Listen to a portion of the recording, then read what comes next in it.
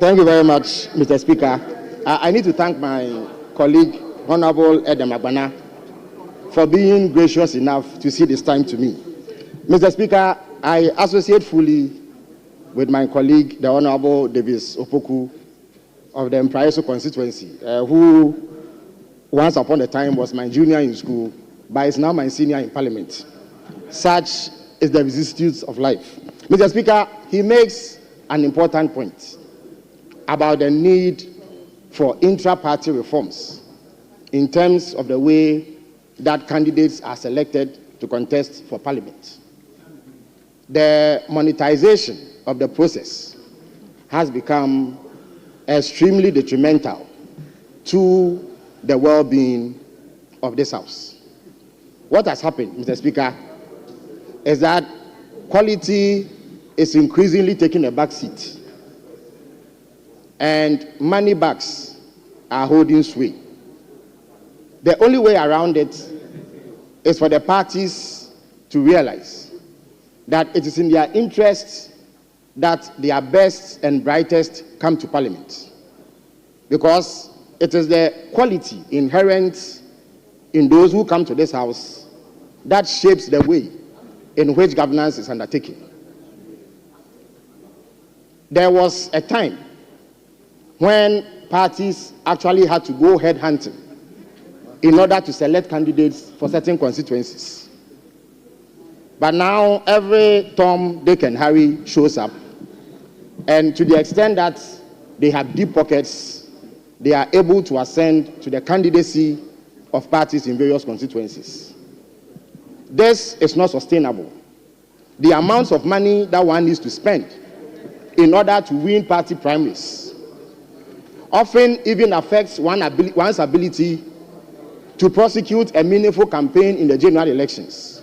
Because by the time you are done, you would either be deep in debt or you would be totally bankrupt.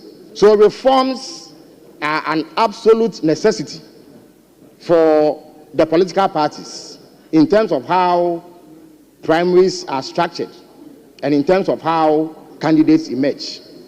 There is a second leg to the Honorable Opoku and Sen's submission or statement, which we need to consider carefully, and it is about whether or not MPs are development agents. Mr. Speaker, on paper and in fact, MPs are not development agents. We are essentially legislators. At most, we hold some influence in terms of how we are able to direct development to our constituencies. But there is also an objective reality that we must face, Mr. Speaker.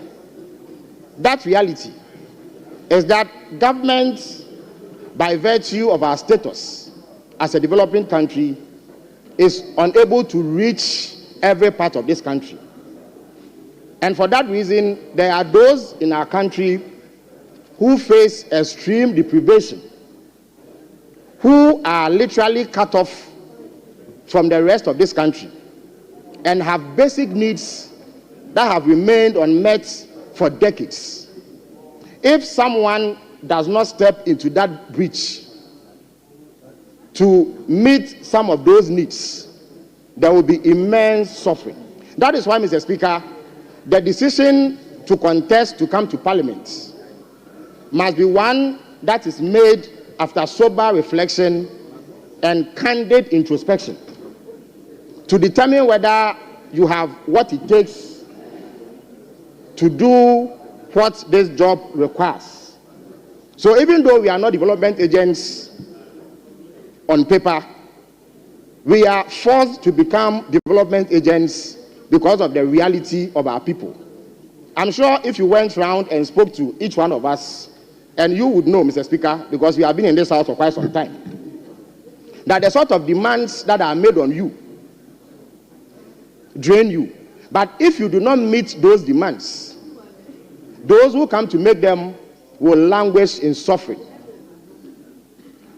So a certain level of resourcefulness is required of all those who want to come to this house. One does not need to be wealthy. You only need to be resourceful, which means that you know what to do to mobilize the needed resources to address a particular problem. In the fullness of time, as and when our status improves from developing to developed, I'm sure that some of these problems will be addressed. So even as we repeat the mantra that we are not development agents, we must appreciate that the reality of this job is that you are going to be the focal point of development in your constituency, that everybody will look up to you as the one who can address their concerns. It is not something we should shy away from, Mr. Speaker. It is something that we must strive to achieve, pending the reaching of every part of this country by government to resolve their needs. I thank you for the opportunity to make my maiden statement in this house. Thank you so much.